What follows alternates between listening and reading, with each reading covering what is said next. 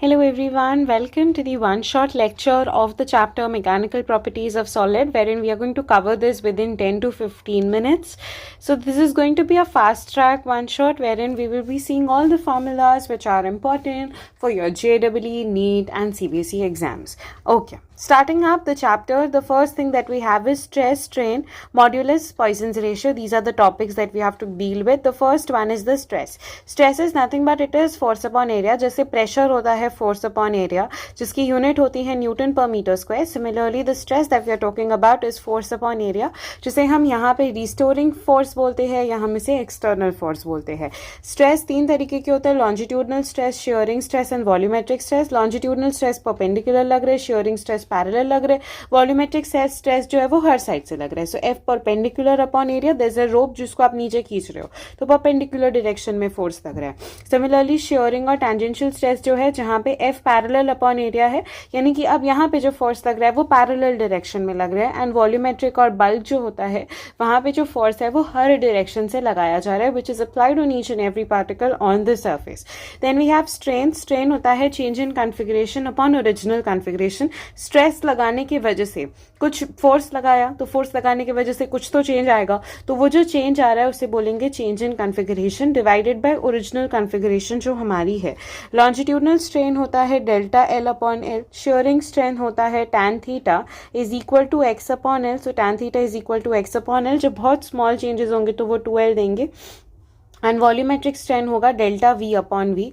तो volumetric strain delta V upon V, tan theta is equal to X upon L and longitudinal strain delta L upon L. Similarly जब हम आगे बढ़ते हैं, so now comes the Hooke's law.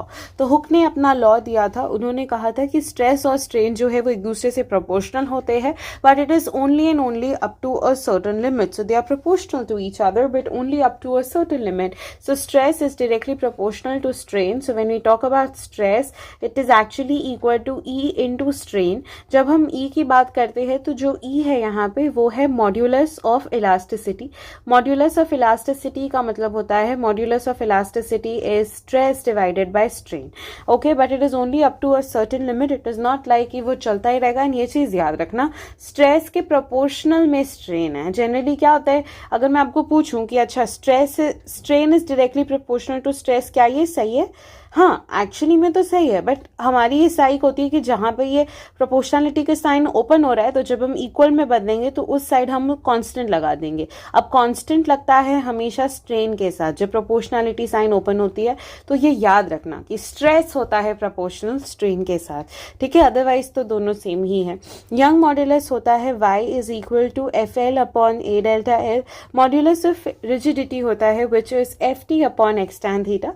So basically the one for the longitudinal thing is Young modulus, the one for the parallel thing, the shearing thing is the modulus of rigidity, and then we have bulk modulus which is pressure upon delta V by V. So this is bulk modulus that we have. Okay, this is the diagram where we are applying a force and basically we are cutting this. तो जब हमने इसको ऐसे cut किया और इधर से हम इस पे फोर्स लगा रहे, तो इसका जब हम कंपोनेंट ब्रेक करेंगे तो एक जो कंपोनेंट होगा वो होगा उसका परपेंडिकुलर कंपोनेंट, एक कंपोनेंट होगा पैरेलल कंपोनेंट. तो जो एरिया के साथ है, देखो ये एरिया के साथ वाला है, तो ये टेंजेंशियल फोर्स है जो कि एफ साइन थीटा है. और ये वाला जो फोर्स है ये लॉन्जिट्यूडनल स्ट्रेस है जो कि perpendicular to the direction of the area. मैं बस वही बताना चाह रही थी. अब स्ट्रेस होता है फोर्स अपॉन एरिया. आप कंपोनेंट के साथ लिखोगे. एरिया भी यहाँ पे चेंज हो रहा है. इनिशियली एरिया ये था, अब वो जो एरिया है वो थीटा पे अलाइन हो गया है, तो एरिया की वैल्यू ए डैश अपॉन कॉस थीटा है. तो बस उन सबको दोनों में पुट करोगे, आपको लॉन्जिट्यूडनल जो है स्ट्रेस और उसके साथ साथ जो टेंजेंशियल स्ट्रेस है दोनों की वैल्यूज पता चल जाएंगी. उसके बाद आता है स्ट्रेस वर्सेस स्ट्रेन का ग्राफ. स्ट्रेस वर्सेस स्ट्रेन का ग्राफ ये बोलता है कि स्ट्रेस और स्ट्रेन डायरेक्टली प्रोपोर्शनल होते हैं but only up to a certain limit. जैसे मान लो आपने एक बीम बैलेंस लिया और वहां पे आप वेट रख रहे हो निकाल रहे हो, वेट रख रहे हो निकाल रहे हो, तो एक पॉइंट तक क्या होगा कि जब आपने रखा और जब आपने वापस हटाया वेट को, उस पर्टिकुलर ऑब्जेक्ट ने अपनी ओरिजिनल पोजीशन गेन कर ली. एक पॉइंट के बाद क्या होगा कि अब वो अपनी ओरिजिनल पोजीशन गेन नहीं करेगा। अगर आपने देखा हो जब हम प्लास्टिक की बैग्स को एकदम जोर से खींच देते हैं, कोई भी पत्ती सी प्लास्टिक की बैग ब्लैक कलर की जो आती है उसको जोर से खींच लो, एक पॉइंट तक वो ठीक है हो जाएगा, बट एक पॉइंट के बाद वो इतना ज्यादा खिंच जाती है कि अब उसकी जो प्रॉपर्टी होती है वो लूज हो जाती है और अब वो अपना ओरिजिनल शेप गेन नहीं करेंगी। तो बस मैं वही शेप की बात कर रही हूँ जिसे हम कहते हैं वो वाली जो प्रॉपर्टी होती है जहां पे एक ऑब्जेक्ट को आपने एक तरीके से फोर्स लगाया, उसको इलोंगेट किया और उसने अपनी पोजीशन वापस से गेन कर ली, वो होती है इलास्टिक प्रॉपर्टी। जहां पे उसका वो फोर्स टूट गया और अब वो नहीं कर सकता वो गेन, तो वो होती है प्लास्टिक प्रॉपर्टी। और उसके बाद भी बहुत ज्यादा खींच दोगे तो फिर वो टूट जाएगा या वो फट जाएगा। So that is fracture point where it actually goes away. Okay, so this is stress versus strain का graph. Stress is plotted on the y-axis, strain is plotted on the x-axis. Potential energy that is stored in the stretch wire work done होता है half into fx, तो potential energy f is equal to kx। तो potential energy basically ka x square upon 2l होती है, या हम इसे half k x square बोलते हैं। अब k की वैल्यू ya upon l होती है, तो ये ya x square upon 2l होती है। अब ये जो ya x square upon 2l है, ये y यंग मॉड्यूलस है, a एरिया है, x जो है वो एक्सटेंशन है, लेंथ है l जो ओरिजिनल लेंथ थी उसकी वो।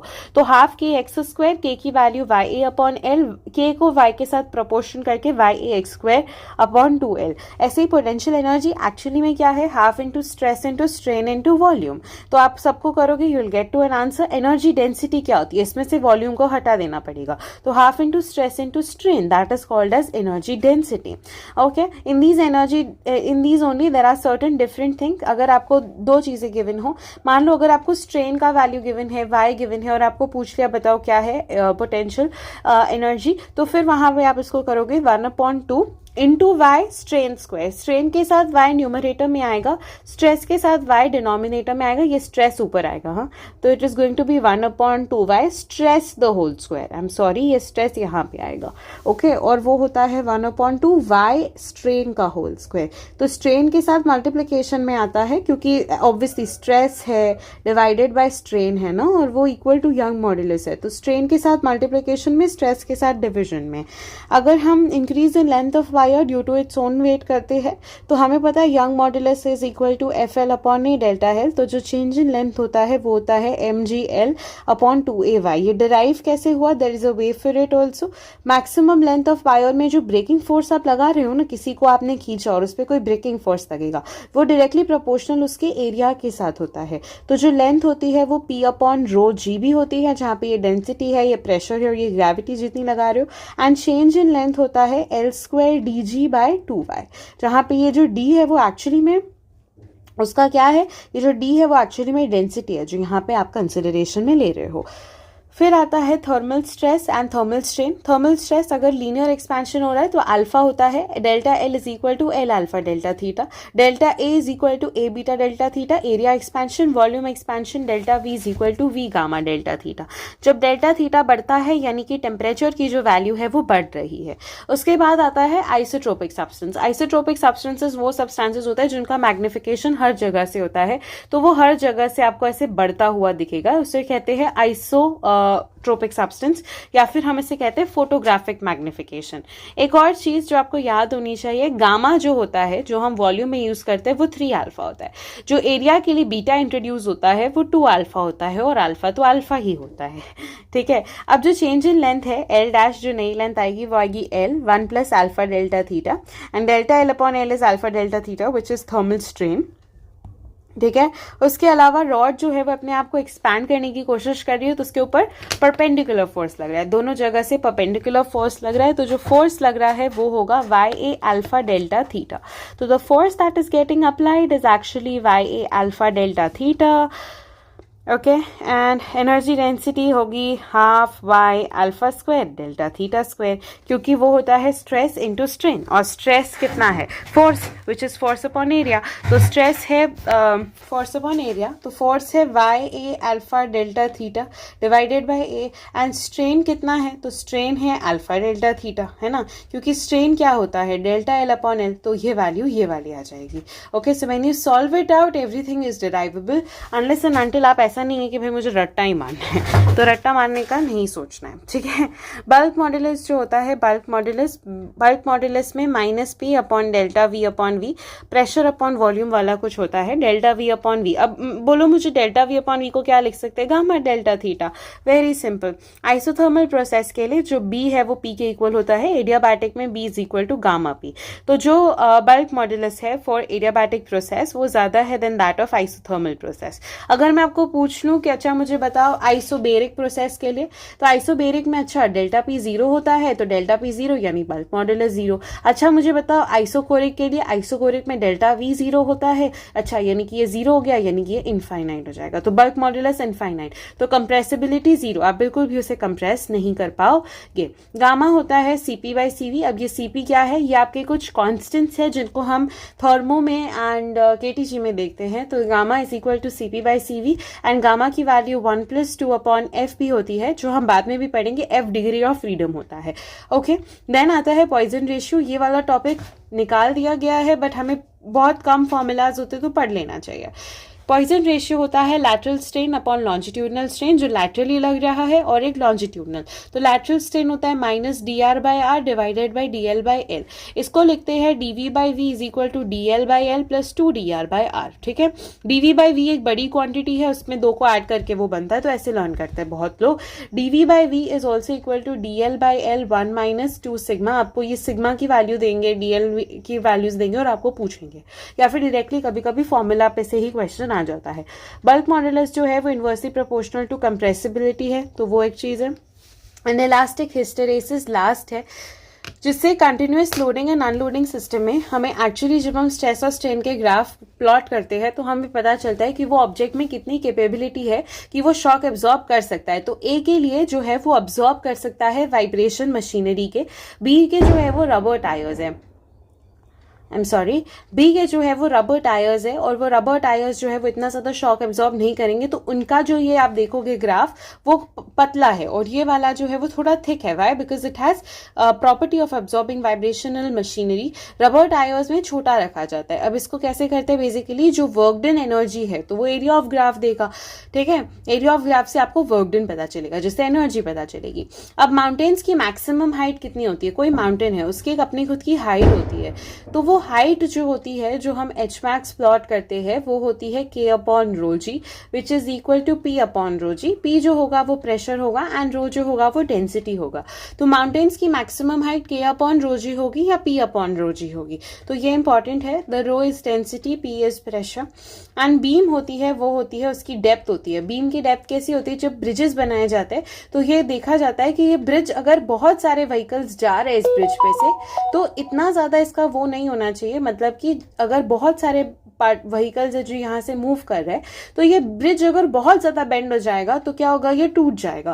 तो आपने देखे होंगे बहुत सारे ब्रिजेस कोलैप्स कर जाते, टूट जाते। तो वो क्यों टूट जाते हैं, क्योंकि उनकी डेप्थ ऐसे प्रॉपर्ली फिजिक्स के थ्रू नहीं बनाई जाती। तो एक डेप्थ कितनी अलाउड है, तो वो उसका फॉर्मूला होता है WL³ upon, I am so sorry for the voices which are coming, so WL³ upon 4y/BD cube. तो ये उसकी डेप्थ की फॉर्मूला है। कभी कभी आपको डायरेक्टली लेंथ दे देंगे या यंग मॉड्यूलस दे देंगे एंड आपको रिलेशन पूछ लेंगे, तो ये याद कर लेनी चाहिए। H max is equal to K upon rho G, P upon rho G होता है, and this is WL³ upon 4y/BD cube. Brittle object होगा तो ऐसे, डक्टाइल ऑब्जेक्ट होगा तो ये वाला जो स्लोप है ये आपका प्लास्टिसिटी वाला है, वो थोड़ा बड़ा होगा। अगर ब्रिटल होगा तो डायरेक्टली टूट ही जाएगा। और इलास्टोमर्स, जैसे कि बेस्ट एग्जाम्पल अओर्टा होता है, हमारी हार्ट की सबसे बड़ी वाली जो वेसल होती है अओर्टा, वो इलास्टोमर प्रॉपर्टी है। वो जनरली उसकी इतनी इलास्टिक होती है, बीपी बढ़ भी जाता है तभी वो अपनी पोजिशन रिगेन करती रहती है, ठीक है। So that's it from my side about the revision for the chapter Mechanical Properties of Solid. We'll be meeting in the next class. Till then, take care. Bye-bye.